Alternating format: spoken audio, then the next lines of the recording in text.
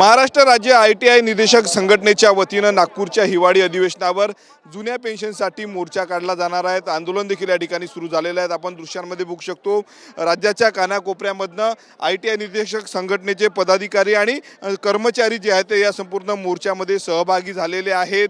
12 डिसेंबरपासून जर पाहिलं तर आपण या ठिकाणी संपूर्ण आता हा संपूर्ण आज मोर्चा आहेत। आपल्या सोबत पदाधिकारी या संघटनेचे काय सांगणार, आज मोठा मोर्चा काढताय तुम्ही ITI वाले? संपूर्ण महाराष्ट्राचे जे कर्मचारी आहेत त्या कर्मचाऱ्याच्या वतीनं आज जो जनक्रांती मोर्चा काढण्यात येणार आहे जुन्या पेन्शनसाठी, त्या जुन्या पेन्शन योजनेमध्ये महाराष्ट्र राज्य ITI निदेशक संघटना ही सतत कार्यशील असते आणि अग्रसर असते। संपूर्ण कोल्हापूरपासून तर ह्या इकडे तुम्ही सावंतवाडीपर्यंतचे मुंबईपासूनचे सगळे लोक इथं जमलेले आहेत। दोन कारणानं जगले आहेत, एक तुमचं पेन्शन योजना आणि दुसरं संघटनेच्या मागण्या। संघटनेच्या मागण्याच्या संदर्भामध्ये तातडीनं शासनानं दखल घेऊन परवा आमची सेक्रेटरीसोबत डायरेक्टरसोबत मिटिंग झाली। आमदार अडबालेसोबत होते, आमदार वंजारीसोबत होते, छान मिटिंग झाली। तो विषय संपला। पण आमच्या सगळ्यात हिताचा आणि महत्त्वाचा विषय म्हणजे ह्या जुन्या पेन्शन योजनेचा जे संपूर्ण महाराष्ट्रानं हाक दिलेली आहे, त्यासाठी राज्य शिक्षक संघ, महाराष्ट्र ITI संघटना, विदर्भ माध्यमिक शिक्षक संघ या सगळ्या संघटना एकजुटीनं यामध्ये सामील आहे।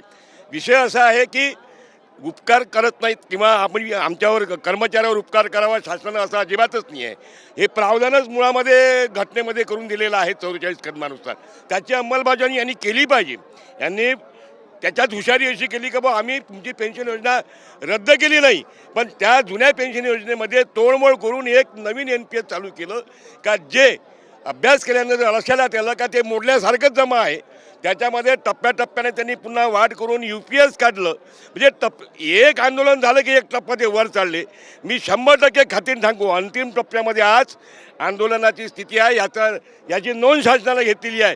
त्यामुळं शासन मागे जसे 2 टप्पे वर गेले, त्यांना पुन्हा 2 टप्पे पुढे जावं लागेल, हे खात्रीने मी सांगतो। काय भूमिका आहेत, मार्ग निघाला नाही तर पुढची काय भूमिका असणार आहे संपूर्ण कर्मचारी? यापेक्षाही मोठं आंदोलन आम्ही या संदर्भामध्ये करू।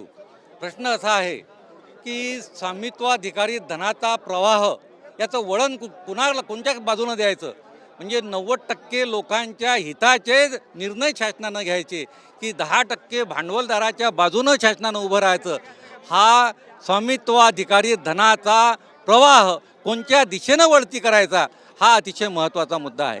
म्हणजे आपण जर बघितलं की मागील 10 ते 15 वर्षामध्ये ज्या भांडवलदारांचं कर्ज निर्लेपित केलं आहे त्याचा आकडा प्रचंड मोठा आहे। तो आहे 10.57 लाख करोड रुपयाचा।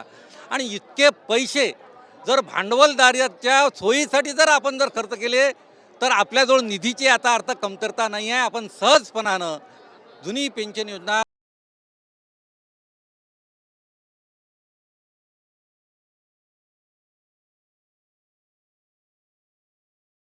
कामासाठी जर पैसा शिल्लक राहतो तर विकास कामासाठी पैसा शिल्लक राहणार नाही। हे कारण जे आहे हे चुकीचं आहे आणि म्हणून आमचा जुन्या पेन्शन योजनेसाठीचा हा लढा चालू राहणार आहे। आणखी काही आंदोलक आहे, काय सांगणार, किती मोठा लढा आहे? खळबळे सर, नमस्कार। मागच्या 20 वर्षापासूनची जी लढाई आहे जुन्या पेन्शनची ती अंतिम टप्प्यात आलेली आहे। जोपर्यंत आम्हाला 1982-84 प्रमाणेची जुनी पेन्शन योजना लागू केली जात नाही तोपर्यंत हा संघर्ष अविरतपणे असाच चालू राहील। आमची जी मागणी आहे ती 1982-84 प्रमाणे जुनी पेन्शन मिळावे हीच आहे। जोपर्यंत पेन्शन मिळत नाही तोपर्यंत आम्ही लढत राहणार आहोत। जोपर्यंत पेन्शन मिळत नाही तोपर्यंत लढत नाही म्हणतात, काय सांगणार आंदोलन करतो? हा गेल्या 20 वर्षापासूनचा जुनी पेन्शन योजनेचा लढा चालू आहे आणि हा लढा आम्ही कायम चालू ठेवणार आहे। जोपर्यंत आम्हाला ओल्ड पेन्शन मिळणार नाही, जुनी पेन्शन योजना लागू होणार नाही तोपर्यंत आमचा हा लढा चालूच राहणार आहे। गेल्या 20 वर्षापासून आम्ही बरेचसे स्टेप पुढे गेलेलो आहे। अंतिम एक किंवा 2 स्टेप आमची बाकी आहे आणि जोपर्यंत ते आम्ही आमच्या पदरात पाडून घेत नाही तोपर्यंत हा आमचा लढा यापुढेही असाच चालू राहणार आहे। किती ITI निदेशक सहभागी झाले या मोर्चात? हजारोच्या संख्येने निदेशक सहभागी झालेले आहेत। संपूर्ण महाराष्ट्रातून प्रत्येक तालुका स्तरावर शासकीय ITI आहे आणि OPS ओल्ड पेन्शन स्कीममध्ये असणाऱ्या सोबतच त्यांच्या इतकीच संख्या आता नवीन NPS नुसार पेन्शन घेणाऱ्या कर्मचाऱ्यांची आहे। आणि पेन्शनसारखा हा अगदी जवळीचा मुद्दा जो सेवानिवृत्तीनंतर जी त्याचे आयुष्यभराची कमाई आहे किंवा तो त्याचा म्हातारपणाची काठी आहे ती सरकारने काढून घेतलेली आहे आणि ती त्याला मिळाली पाहिजे, सन्मानपूर्वक आयुष्य त्याला जगता आलं पाहिजे, त्यासाठी ही सर्व खटाटोप आहे। धन्यवाद। बघू शकतो महाराष्ट्र ITI जननिदेशक संघटनेच्या वतीनं हा मोर्चा काढण्यात आलेला आहे। जुनी पेन्शन लागू करावी ह्या प्रमुख मागणीसाठी हा मोर्चा आहे। कॅमेरामन खंडू कसबेसह मी स्वप्नील उमाप, TV9 मराठी, नागपूर।